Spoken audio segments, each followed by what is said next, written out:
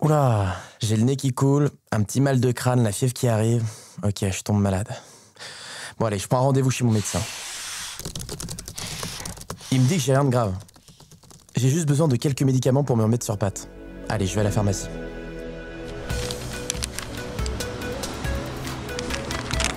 Alors... Ah ouais, mais attends, tous ces médicaments, ça va me coûter combien? Vous écoutez Vos repères santé, le podcast qui décrypte le système de santé proposé par la Massif.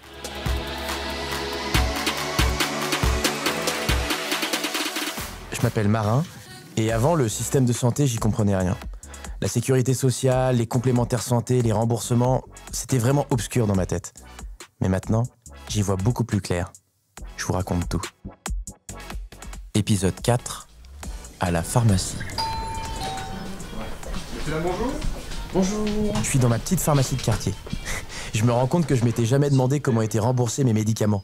Mais aujourd'hui, je veux tout savoir. Bonjour, vous avez votre ordonnance? Premier bon point. Les médicaments remboursés sont les médicaments prescrits par le médecin. Il faut une ordonnance. Mais ça ne garantit pas le remboursement intégral de tous les médicaments. Il y a 4 taux de remboursement de médicaments prévus par la Sécurité sociale. 100%, 65%, 30%, 15%. Ils sont définis en fonction du service médical rendu. Les médicaments remboursés à 100% par la Sécurité sociale sont les médicaments reconnus comme irremplaçables et sont prescrits le plus souvent pour les traitements d'affections de longue durée, comme les cancers ou les maladies cardiaques par exemple.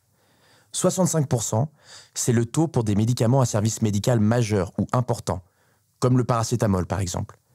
30%, ce sont pour les médicaments à service médical modéré ou faible, comme certains analgésiques antimigraineux ou certains gels anti-inflammatoires.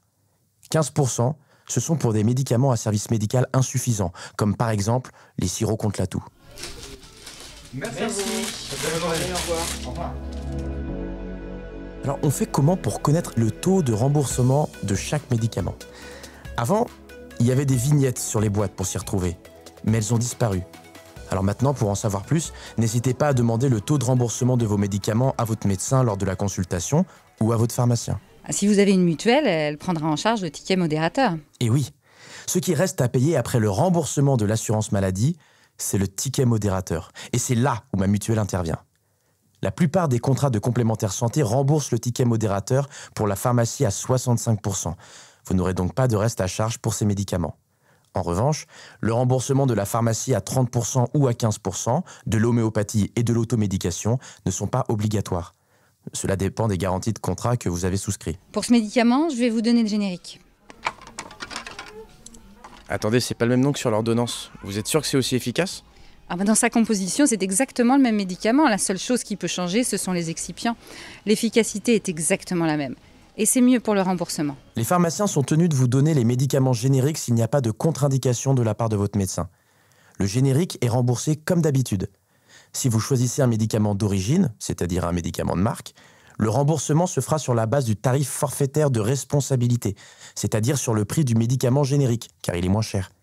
Le remboursement sera donc minoré. Par exemple, si vous achetez un médicament de marque qui coûte 9 €, mais dont le tarif forfaitaire de responsabilité est de 7 €, vous ne serez remboursé que sur la base de 7 € et non de 9 €. Votre reste à charge est donc de 2 €. Vous avez votre carte vitale et votre carte de mutuelle? Il ne vous reste plus qu'à payer ce que la Sécurité sociale et la mutuelle ne remboursent pas et les franchises médicales. Merci beaucoup. Au revoir. La franchise médicale, c'est une petite contribution de chaque assuré afin d'empêcher une surconsommation médicale et mieux gérer les coûts liés à la sécurité sociale. On paye 50 centimes par boîte de médicaments, mais aussi par acte paramédical et également 2 € par transport sanitaire effectué. Le tout plafonné à 50 € par assuré et par an. Et voilà. Instructif ce passage à la pharmacie, non? Comme quoi, on en apprend même quand on est malade. Mais je vous le souhaite pas. Et avant le prochain épisode, rendez-vous sur le site massif.fr pour en savoir plus sur leurs complémentaires santé et leur prise en charge.